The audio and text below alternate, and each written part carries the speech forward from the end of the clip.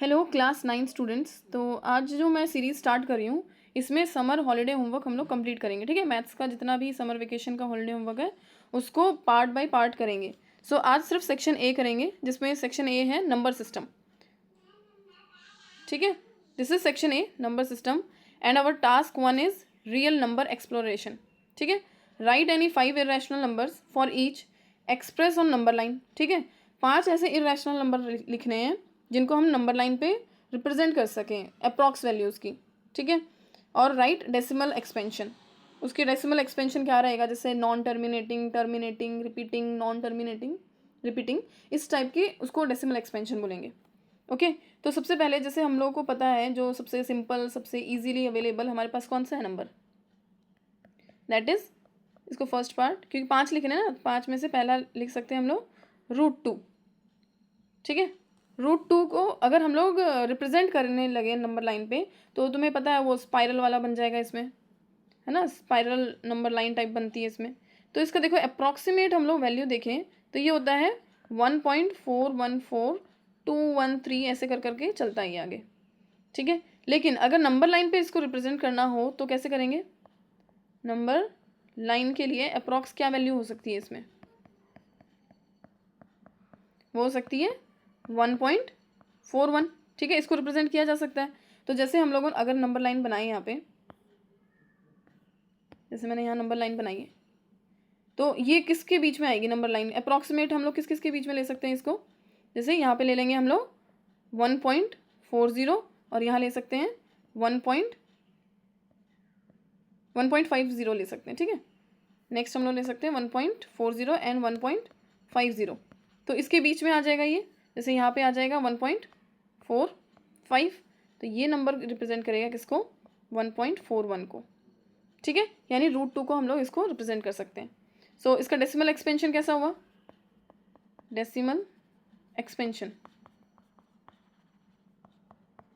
कैसा हुआ, non terminating. देखो ये डॉट डॉट डॉट क्या शो कर रहा है कि ये नॉन टर्मिनेटिंग है और नॉन रिपीटिंग भी है। ठीक है, रिकरिंग भी बोल सकते हैं इसको, नॉन टर्मिनेटिंग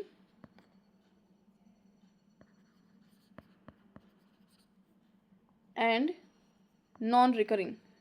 ठीक है, रिकरिंग वर्ड यूज़ करो क्योंकि अभी 9th क्लास में हो, तुम समझ सकते हो recurring means repeating. Okay, second, जैसे सेकेंड में हम लोग लेंगे √3। नेक्स्ट अवेलेबल हमारे पास जो इरेशनल नंबर है दैट इज़ √3। इसकी अप्रॉक्सीमेट वैल्यू है हमारे पास 1.732050 समथिंग डॉट डॉट डॉट। ठीक है, आगे तुम कैलकुलेटर में देखोगे आगे तक जाएगा ये।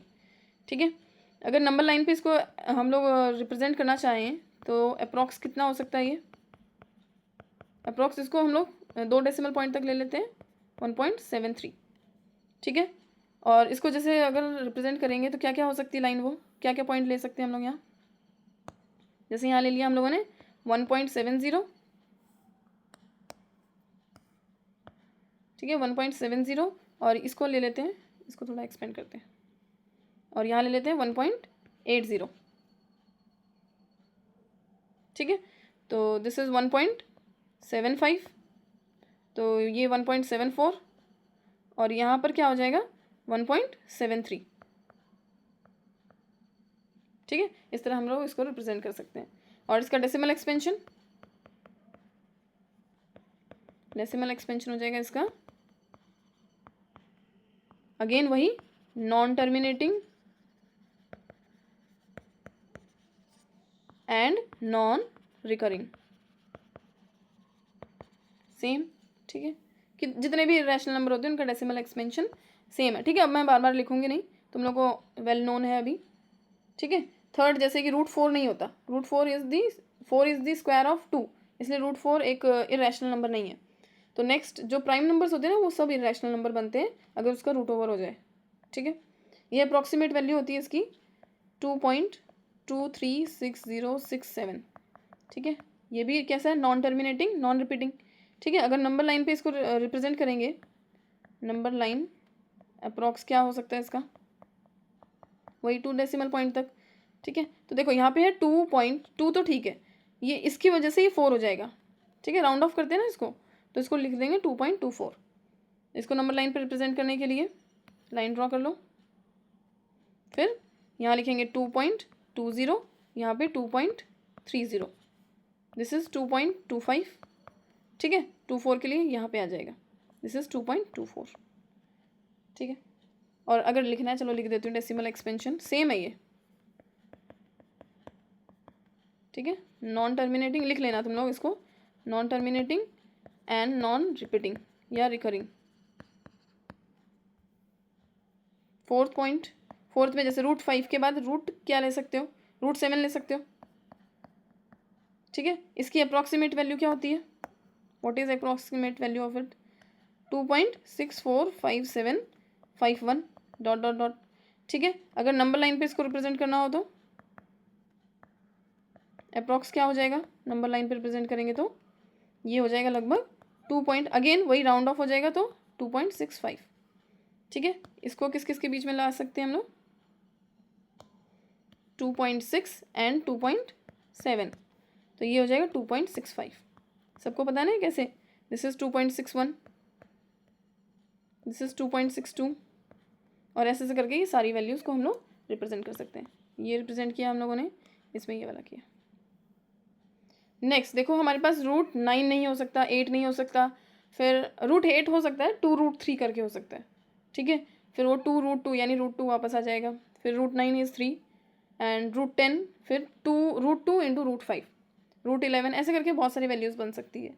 एक और है हमारे पास ऐसा वेल नोन, दैट इज़ पाई, जिसकी वैल्यू और पता भी होती तुम्हें, दैट इज़ 3.141592, ठीक है।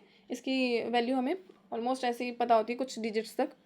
देन नंबर लाइन, इसका क्या होता है अप्रॉक्सीमेट, क्या लगा सकते हैं इसको, अगर नंबर लाइन पे हमें इसको रिप्रेजेंट करना हो तो वो हो सकता है कितना, जैसे 3.14 ले लेंगे, तो इसको कैसे रिप्रेजेंट करेंगे नंबर लाइन पे,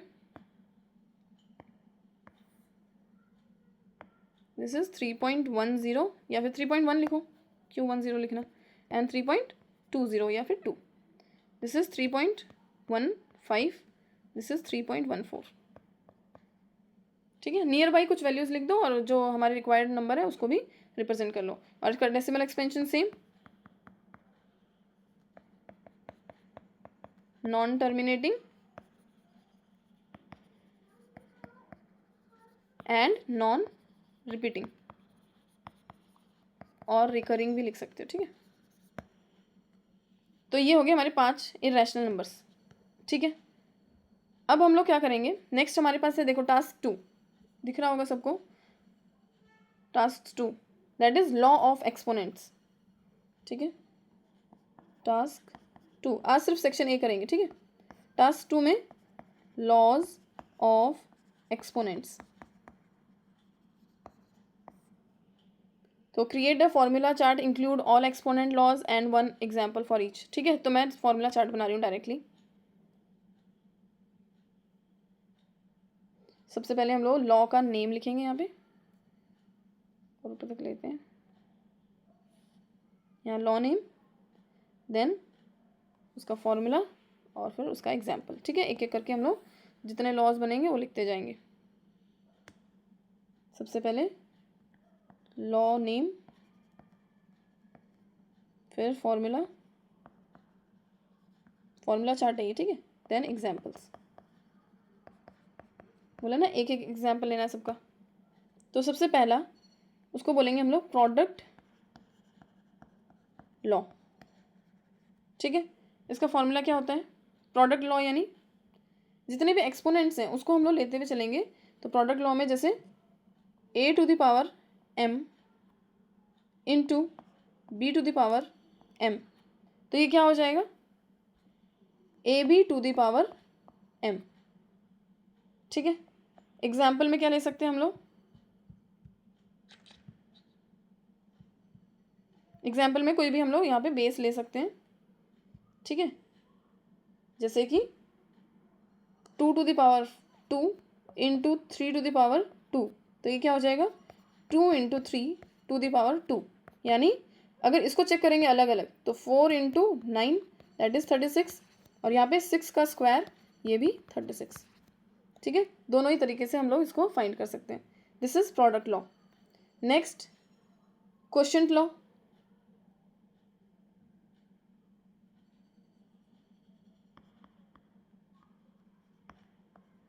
क्वेश्चन लॉ मतलब जिसमें डिवाइड होता है, ठीक है।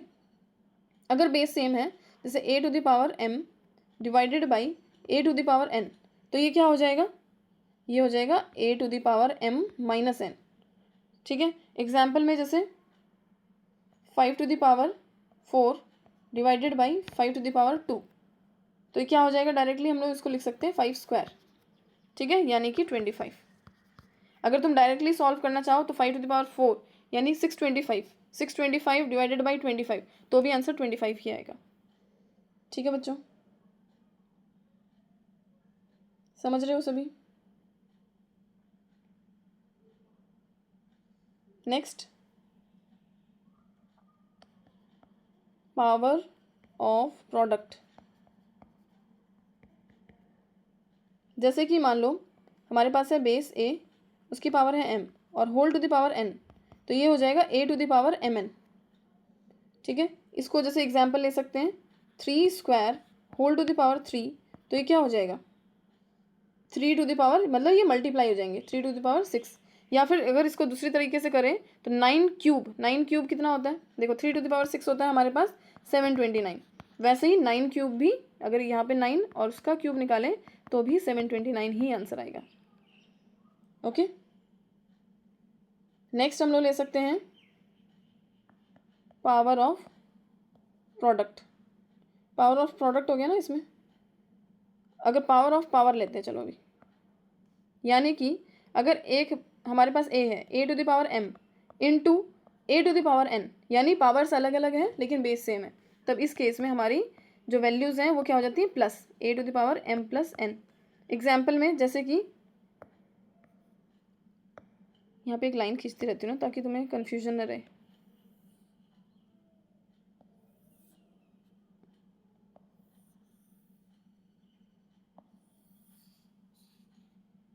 इसके साथ ही है ये, ठीक है, यहाँ पे अलग। तो एग्जाम्पल में जैसे कि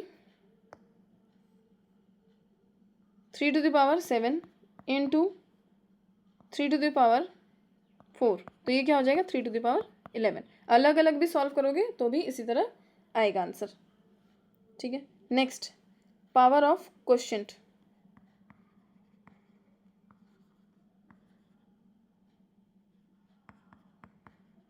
इसका मतलब है अगर हमारे पास जैसे a to the power m divided by b to the power m, अगर ऐसा है, या फिर a by b to the power m, तो इसको क्या बोल सकते हैं हम लोग, मतलब ये इस तरह हम लोग वैल्यूज़ को बोल सकते हैं कि इनकी पावर्स एक हो जाएगी, सिंगल हो जाएगी, कि a by B and whole to the power m।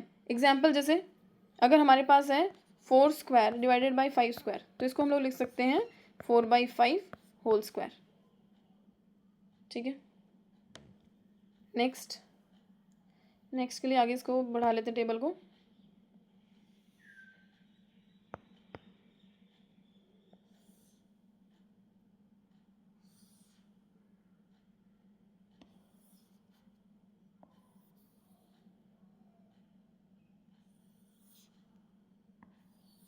देखते कितने आते हैं हमारे पास लॉस, ठीक है। Next is zero exponent.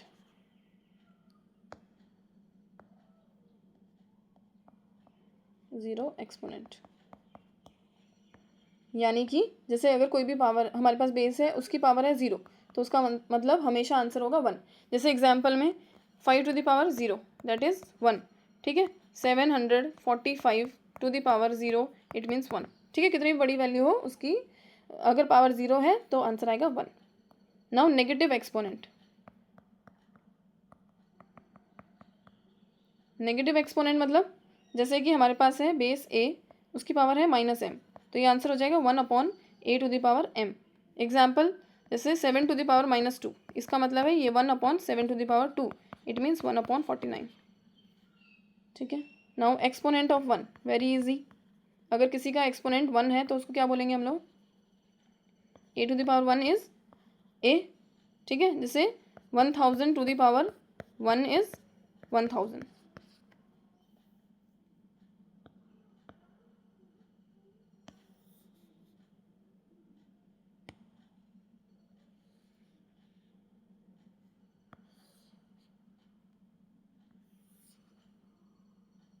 Next, fractional